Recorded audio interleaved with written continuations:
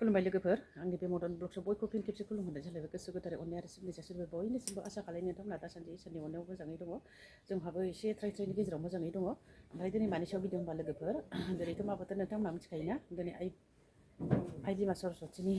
फुजा दिन सोरबा सोरबा मैया होबाय ओमफ्राय जोंहा दिनैसो होगोन बेखायनो दा मन्दिराव थांनो नागिरदों लोगोफोर न'आवबो होग्रा जायगा गैया नालाय ओमफ्राय मन्दिराव हैनोसै लोगोफोर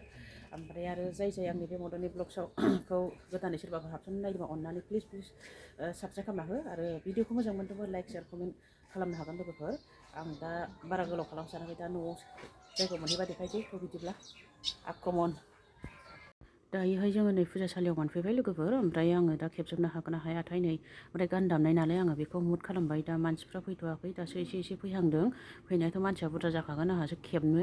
हानाय नङाना ओरै खामानिबो बेस्थ' जागोन ना आर'ज गाबनायाव थाफानांगोन ना बेजों सासेजोंहाय बेनिखायनो आं दा हाबा खेबनोसै हायाबा ओरैनो सफा खेबनानै देखायसै लोगोफोर गाज्रि मोननो नाङा दे लोगोफोर खावब्ला खावब्लि खेबलाबायबाय होननानै आंथ' जानला मोनला खावब्ला खावब्लियानो जाखासिगोन केमेरामेनबो गैयाना रावबो केमेरा खेबना होग्राबो आं दा जा हायो बेखौनो एसे खेबलांबाय थानोसै सनाफोर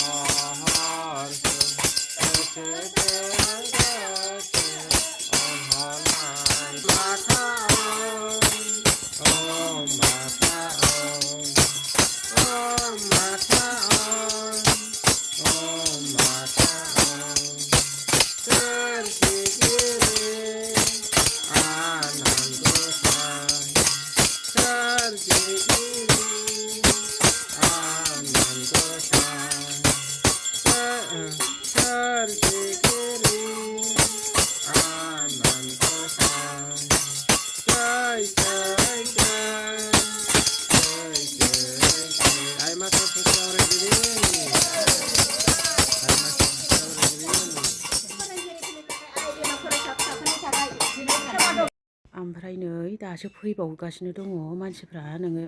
जोंहा एसे फुङाव थांनाय जादोंना फुजायाबो मैयानिफ्राय नांबाय नालाय लगनावहा बेनिखायनो जोंहा एसे थाब थांनाय जादों ओमफ्राय दा फुजाखौबो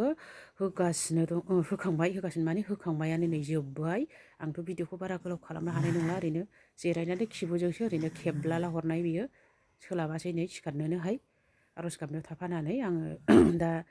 भिडिअखौ बेखिनियाव दोनसै लोगोफोर नेक्स्ट भिडिअ थाबैनो लोगो मोनगोन बाय बाय।